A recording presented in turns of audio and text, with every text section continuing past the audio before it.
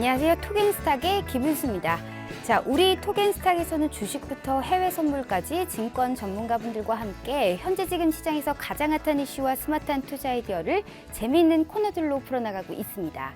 자, 오늘 금요일 이 투자의 참견이라는 코너를 진행합니다. 이 투자의 참견에서는요, 주식부터 해외 선물 그리고 부동산까지 이 각각 투자에 관련된 고민점 그리고 문제점, 법적인 문제까지도 우리 시청자분들의 사연을 소개해드리면서 여기에 대한 이 전문가분들의 솔루션 제시해드릴 겁니다. 자, 토겐스탁은 다양한 참여 방법이 있습니다. 전화 02-2654-9188 또한 문자 샵 3989로 종목 상담 가능한데요. 자, 오늘은 우리 토겐스탁 상담 게시판의 사연을 주로 말씀드리기 때문에요. 이 전화를 주시거나 문자 주시면요, 다음 주 월요일 빠르게 종목 상담 해드릴 겁니다. 자, 토겐스탁 투자의 참견 사연에 채택되신 분들은요, 저희가 5만 원 상당의 백화점 상품권 드리고 있습니다. 그리고 노란통 메신저, 유튜브 실시간 스트리밍도 같이 참여하셔서 좋은 의견 나눠보시면 좋을 것 같네요. 자, 그럼 토겐스탁 투자의 참견 빠르게 시작해 보도록 하겠습니다.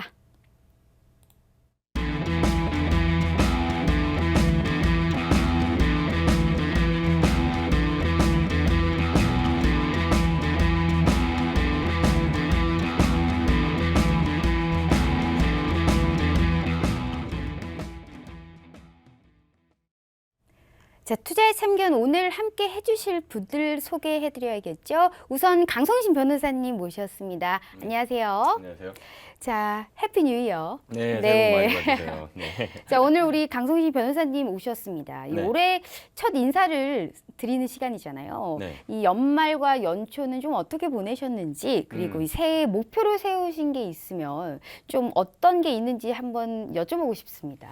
네. 일단 뭐 지난 2019년에 네. 저희 또 잘 이끌어 갔잖아요. 토겐스탁 2020년에도 활기차게 네. 꾸준히 잘 해나갔으면 좋겠고요. 그리고 뭐 제 새해 목표라면 뭐 건강? 우리 모두의 건강을 위해서 목표를 세웠고 결혼? 올 한해도 네. 뭐 추가적으로 뭐 그런 게 네네. 있으면 또 좋지 않을까 이런 생각 역시 듭니다. 얼굴이 왜 빨개지신 거죠?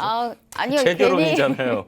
네. 괜히 제가 부끄럽네요. 네, 혹시 아나운서님도 같은 소원 비셨다면 우리 둘 다 소원이 꼭 이루어질 수 있기를 그렇게 바랍니다. 그리고 보시는 시청자분들도 2020년에는 새해 원하셨던 일 다 이루어지시길 바랍니다. 네, 알겠습니다. 좋은 말씀 감사해요. 네. 자, 일단 우리가 투자의 참견 첫 번째 코너를 좀 진행해 보도록 하겠습니다. 이슈 한번 짚어볼 텐데요. 자, 지난 이 12월 20일이었죠. 이 12월 20일 방송에서 다뤘던 FX 렌트 그리고 FX 상품에 대한 이 투자의 참견 영상이 유튜브에서 상당히 뜨거웠습니다.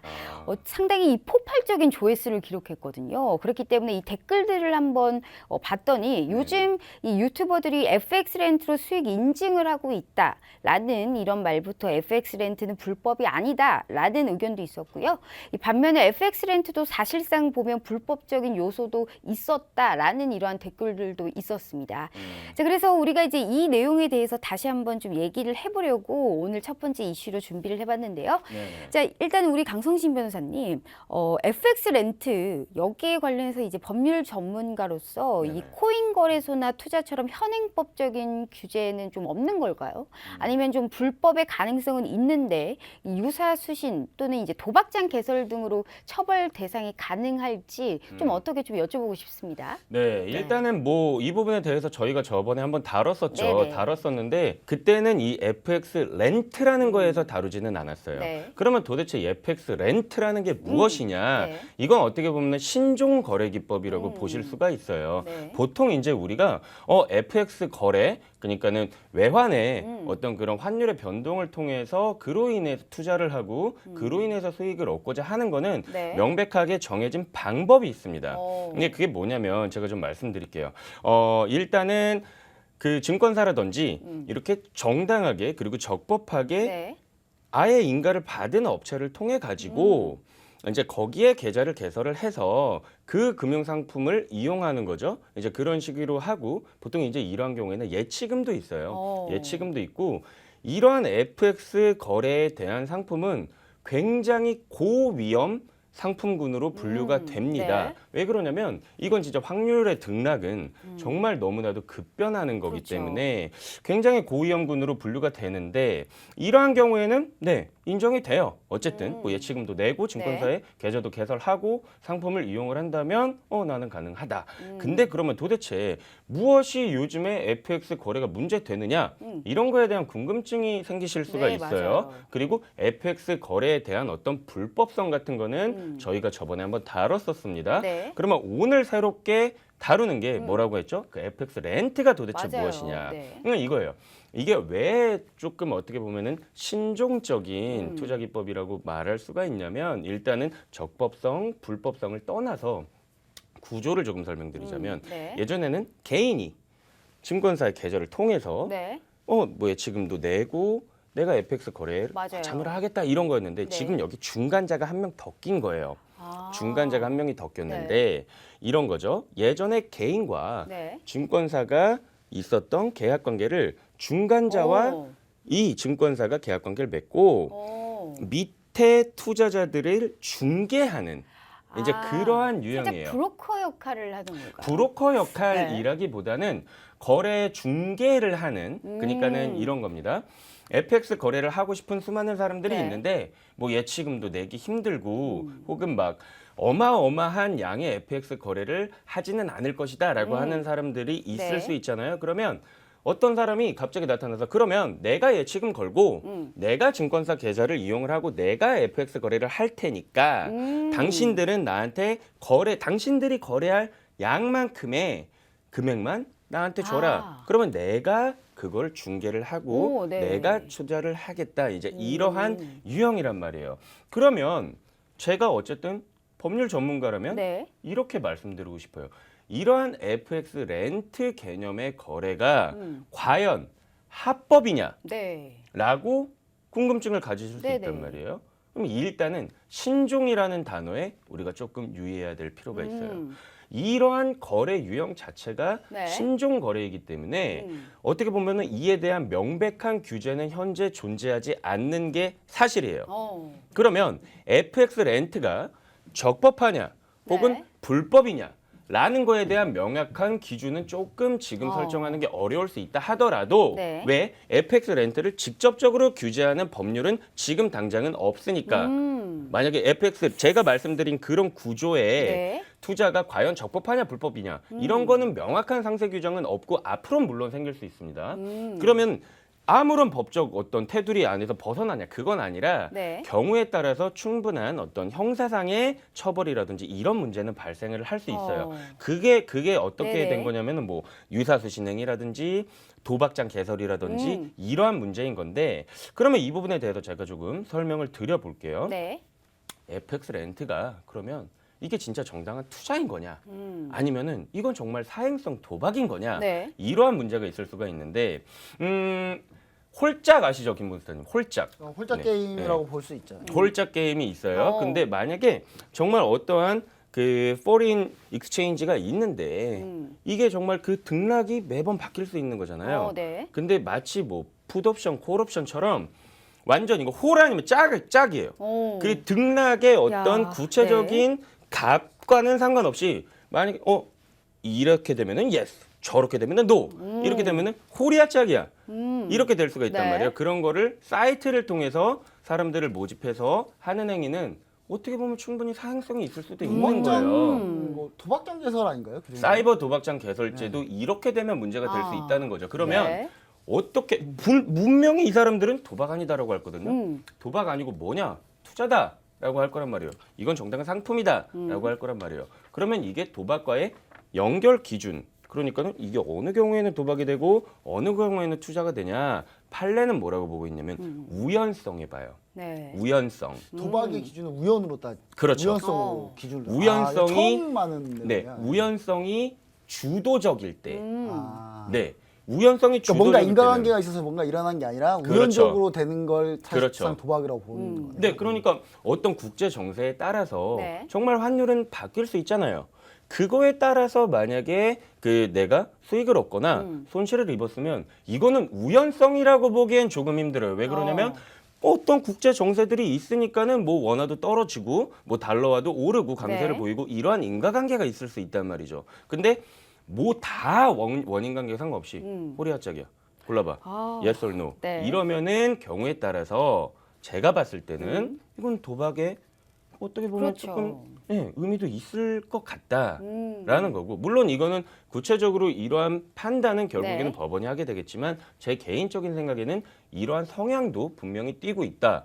그리고 이제 추가적으로 하나만 더 말씀드리면 아까 그 질문에 보시면 유사수신행이라는 거 네네. 있잖아요. 그러면 이 뭐 어떤 유튜버들 그리고 이제 사이트를 개설해서 모금을 하는 이러한 사람들이 과연 적법한 인가를 받아서 불특정 다수들한테 이러한 모집 행위를 하느냐. 네. 그리고 이러한 사람들 또 많이 우리가 방송하면서 말씀 나눴지만 수익 보장이거든요. 그러니까 수익보장 행위가 들어가면 사실 유사수신이라고 봐야 되지 않나? 그러니까 무조건 그렇진 않아요. 무조건 그렇진 않지만 왜냐면은 정말 원금 보장이 되는 상품들이 있잖아요. 우리 뭐 은행을 가도 있고 네. 수익 보장, 원금 보장 이렇게 한다고 해서 무조건 동법에 반하는 건 아니지만 일단은 이렇게 불특정 다수로부터 네네. 수신 행위를 할 수 있는 권한이 없는 사람들이 이런 식으로 수신을 하고 자기들의 영업을 영위할 때는 충분히 동법에 반할 수도 있다라는 의견을 드리고 싶습니다. 네, 알겠습니다.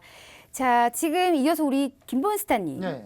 네, 제가 강순신 변호사님과 얘기하느라고 인사 말씀을 못 들었습니다. 지금 네. 올해 G3 종목 회담 등의 이제 수익률이 상당히 좋으시잖아요. 네. 이제 올해를 보는 좀 2020년도 이 투자의 참견 좀 열심히 달려봐야 되는데요. 우리 투자의 해안으로 2020년의 트렌드 그리고 이 투자의 참견의 사연을 올리는 시청자분들을 위해서 좀 한마디가 있다면 이 FX 얘기와 같이 말씀 부탁드릴게요. 근데 일단 뭐 한마디는 좀 이따 제가 네. 시간대 관계 뭐 되면은 그 한마디를 좀 해보면 좋을 것 같은데 네네. 저는 이제 요거하고 또 관련이 있을 것 같아요. 제가 어. 작년에 방송을 마지막 이제 마감할 때 네. 제가 이 팍스킹 TV 시청자분들께 내년의 사자성어를 안거의사라고 제가 얘기를 드렸잖아요. 네. 예, 편안할 때 어려움이 닥칠 것을 미리 대비해야 된다. 맞아요. 예, 네. 이렇게 얘기를 드렸잖아요.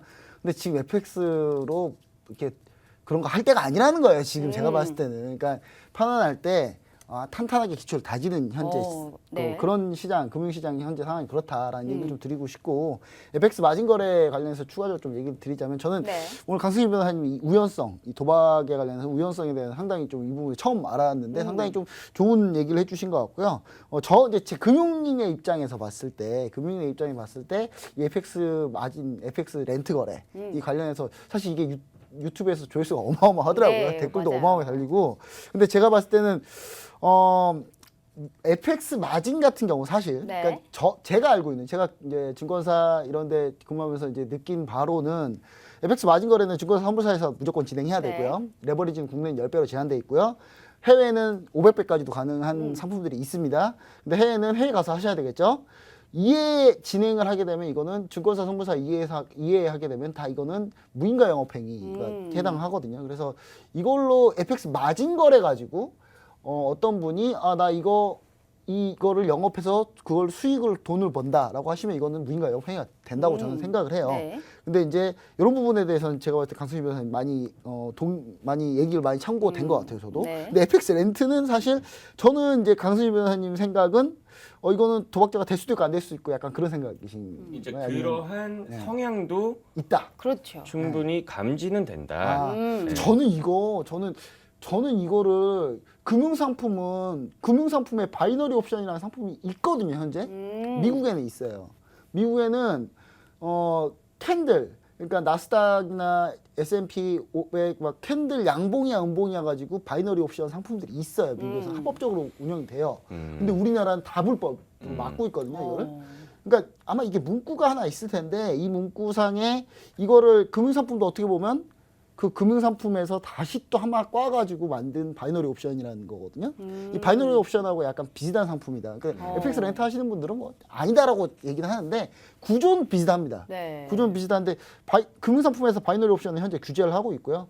FX 렌트 하시는 분들은 일반 투자자 자격으로 국내 선물사를 통해서 거래할 경우 FX 렌트는 합법이라고 주장을 해요. 네. 근데 실제로 이게 증권사 선물사를 실제로 이용하는지 우리가 확인이 안 되잖아요. 그렇죠. 그리고 저번에 네. 추가적으로 말씀하신 게 또 이제 폰지 사기입니다. 네, 맞아요. 그런 것들이 이게 과연 진짜 거래인지 가상 거래는 확실히 이건 불법인 거잖아요, 그렇죠? 그때 얘기들도 사기 얘기가 있었고 그 외에 만약에 실제로 국내 선물사를 이용해서 거래를 했다고 하는 경우에도 저는 이게 민사계약 아닌가요? 이거 어떻게 보면 그냥 민사계. 금융상품은 아예 아니라고 하니까 네. 그럼 민사계약이면 거래 상대방이 업체라는 얘긴데 우리 시청자분 잘 생각해 보세요. 거래 상대방이 업체라는 얘긴데 그럼 그 거래 상대방이 그러니까 고객이 손실이 나야 거래 상대방이 수익을 얻는 구조. 그 업체가 돈 버는 구조거든요. 네. 과연 고객님들 수익을 많이 버세요라고 할까요? 저는 고객님들 수익 많이 버면 이 네. 회사 망해요. 네. 망하지 않을까요? 네, 저는 손실을 봐야 네. 이 돈을 저는 그래서 버는, 그 네. 수익이 나면 업체는 손실이 난다. 고객이 수익이 나면 저는 네. 그렇게 생각을 하고 있고요. 그다음 이거는 저는 이제 사행성 도박장 개설 아니냐라고 저는 계속 생각을 해보고 있는데 오늘 우연성이라는 얘기 듣고 제가 이 생각을 얘기했지만 우연성 얘기 듣고 그런 규정이 있구나 네. 라는 생각에서 일단은 저는 그러니까 예. 어떤 경우에 도박이냐라고 했을 때 이제 대한민국 판례는 우연성이 지배했을 때 이제 도박이 된다라고 보는 거고 아까 얘기했다시피 뭐 그런 민사 계약 같은 거 있잖아요. 네. 민사 계약은 예를 들면 자기들이 이제 대리로 이런 어떤 거래 행위를 해주겠다라고 네. 한다면 사실 어느 쪽이 한쪽이 손해 보고 그러면은 반드시 어느 쪽이 이익 보고 그건 아닐 수도 있다라고 생각이 드는 게 수수료 게임을 하게 되면은 또 이제 그런 게 아닐 수도 근데 있죠. 수수료 게임을 하게 된다 하더라도 사실상 네. 제가 봤을 때는 거기서 수익이 나면은 그러니까 그거죠 금융상품이라면은 그 금융상품에 투자했다면 전 세계 글로벌 어딘가와 이게 그렇죠. 자기들이 오. 진짜 그거를 네네. 운용을 하고 제로섬 했다면 게임인데 이게 내에서 한다면 누군가는 손실이 그러니까 그 안에서 나야 되는 네. 상황이거든요. 그래서 일단 저는 좀 그런 부분들이 좀 문제가 있지 않나 하고 이게 만약에 이제 이거 하시는 분들이 금융상품이 아니고 민사계약이다 이렇게 얘기를 하면은 그렇게 하면 잘 보세요 한번 허위 과장 광고가 있는지. 그러니까 저는 맞아요. 뭐라도 하나 걸린다는 거예요. 네네. 걸릴 만한 부분은 많죠. 네, 많이 맞아, 있다라는 맞아. 거죠. 그래서 저는 지난번에 이제 얘기한 게 이제 댓글에 그런 얘기가 많더라고요. 이거 무조건 불법이라고 하는 거는 아닌 것 같다라고 얘기하는데 저는 이제 무조건 불법이라는 얘기보다는 네. 민사계약인데 이 민사계약도 자세히 뜯어보면 뭔가 허위과장 광고가 분명히 있기 때문에 대부분의 불법성이 대부분 내포되어 있지 않나. 라는 약간 네. 저는 약간 그런 생각. 네. 이라는 점을 다시 한번 이 자리를 통해 네네. 밝혀드립니다. 저에 대한 공격이 많더라고요. 그래요? 저에 대한 것도 있던가요? 아니요. 약간은 그러니까는 현재 규제가 네. 이거 어찌 말씀드렸지만 네네. 명확하게 없기 때문에 그에 대한 살짝 탈법에 더 가까운 것 같아요. 그렇죠. 네, 근데 분명히 알아두셔야 될 거는 언제까지고 규제가 없으리라는 법은 없습니다. 맞아요. 네. 변호사님이라 아무 말도 못하더라고요. 그 부분이 좀 있었습니다. 저는 사실 법적으로 뭐 네. 유명하거나 그런 사람은 아니고 그냥 전 금융 쪽, 증권 쪽 전문가이기 때문에 그 부분 많이 이해해 줬으면 좋겠습니다. 네.